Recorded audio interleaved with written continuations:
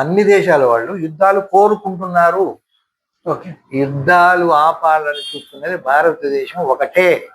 ఎందుకంటే ఇది మన ఒక సంస్కారవంతమైన దేశం. మనకేం కావాలంటే శాంతి కావాలి, ప్రపంచ శాంతి కావాలా.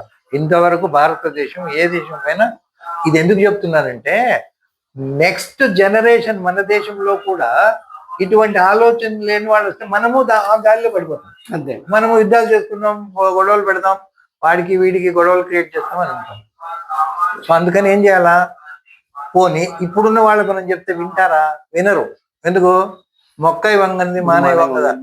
మారిస్తే మనం సీడ్ మార్చాలా, విత్తనాన్నే మార్చాలా. విత్తనం అంటే గర్భ సంస్కారం, నెక్స్ట్ జనరేషన్ మళ్ళీ వచ్చేసాను. కాబట్టి ప్రతి యువకులు పెళ్లి చేసుకునే ముందే వీలైతే మనవంటి యోగా కోర్సులు చేసి ధ్యానం చేసేది నేర్చుకోవాలా.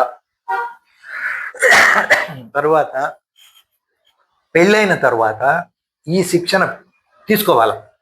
ఎందుకంటే ఎటువంటి పిల్లలకు మనము జన్మనివ్వాలా అనేటువంటి ఆలోచన వాళ్ళకు రావాలంటే ఏం చేయాలా అనేది నేర్పిస్తాం ఇక్కడ మేము. సింపుల్. ఎందుకంటే నీకు మనసులో అది ఏర్పడితేనే కదా, నీకు నమ్మకం ఉంటేనే కదా నువ్వు దాని మీద నీ బిడ్డలు ఎటువంటి వాళ్ళు కావాలా చెప్పండి. ప్రతి ఒక్కరికి అభిమన్యుడు ఇంకో మాట, అభిమన్యుడు చెప్పిన మాట విన్నాం. అభిమన్యుడు కూడా గర్భంలో ఏం నేర్చుకున్నాడు? పద్మవ్యూహం ఎలా ఉంటుంది, దాన్ని ఎట్లా. పద్మవ్యూహంలో ఎంటర్ అయ్యేది ఎవరు చెప్పారు? తల్లి. అదే అర్జునుడు ఆమె చెప్తూ ఉంటే నిద్రపోయింది. కానీ అర్జునుడు చెప్తుంటే సగం వరకు చెప్పే వరకు గర్భంలో ఉన్న బిడ్డనే విని నేర్చుకున్నది. కానీ పూర్తిగా నేర్చుకుంటే దానివల్ల అనర్థం అని కృష్ణుడు వచ్చి అక్కడ ఆపేసి తీసుకెళ్ళిపోయాడు. Okay okay. మీరు చెప్పండి, తరువాత ఎప్పుడైనా అభిమన్యుడికి పుట్టిన తర్వాత మళ్ళీ ఎవరైనా పద్మవ్యూహం గురించి ఎక్స్ప్లెయిన్ చేశారా? లేదు. ఎక్కడా లేదు, ఎప్పుడు లేదు. కానీ ఒక 25 ఏళ్ళు 30 ఏళ్ళు వయసు వచ్చినప్పటికీ యుద్ధం జరిగితే యుద్ధంలో వెళ్ళి గర్భంలో ఉన్న నేర్చుకున్నది గుర్తుపెట్టుకున్నట్టే కదా. గుర్తుపెట్టు. మళ్ళీ చెప్పకపోయినా కూడా గర్భంలో నేర్చుకున్నది గుర్తుంది అతనికి. ఉంది అంటే ఏమని అర్థం? గర్భస్థ శిశువు నేర్చుకోగలదు. ఇది గుర్తుపెట్టుకొని గర్భంలో ఉన్న శిశువుతో తల్లి తండ్రి మాట్లాడాల. పొట్ట పైన చేయబెట్టి ఇట్లా ఎవరు తల్లిదండ్రులు ఇద్దరు రోజు బిడ్డతో మాట్లాడాలి. గురుగారు, మాట్లాడడం అంటే ఏంటి? సింపుల్ గా క్యాజువల్ గా మనతో మాట్లాడుతున్నా ఇంట్లో ఎట్లా మాట్లాడుతాం.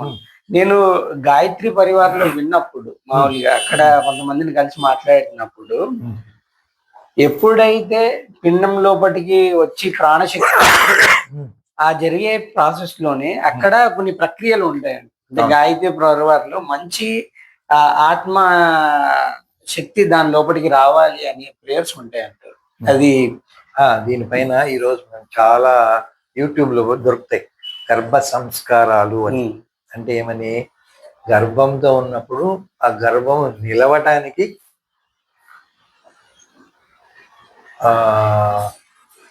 మన కృష్ణుని మంత్రాలు కొన్ని ఉన్నాయి. గాయత్రి మంత్రం ఉంటుంది. అందుకనే ఇవి కొన్ని జనరల్ గా పెద్దవాళ్ళు కూడా చెప్తారు. ప్రెగ్నెంట్ గా ఉన్న లేడీ ఎటువంటి పనులు చేయాలి చెప్పండి. మీరు చెప్తే మీ ఏం కావాలి పాయింట్లు బయటకు రావాలి. ఎటువంటి పనులు చేయాలి? బట్టలు ఉతకడము, మామూలు వాసులు, ఇంటికి సంబంధించిన పనులు కాదు, మైండ్ కి సంబంధించి ఫిజికల్ లెవెల్, మెంటల్ లెవెల్ ఏం చేయాలి? మెంటల్ లెవెల్లో పొద్దున్న లేవగానే పూజ చేసుకోవడం మామూలుగా. తర్వాత మంచి విషయాలు మాట్లాడడము, రోజు మంత్రాలు గాయత్రి జపం చేయాలి.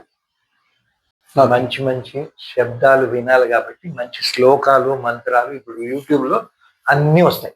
విష్ణు సహస్రనామము, లలిత సహస్రనామము, ఇటువంటి. ఇంకోటి సంగీతం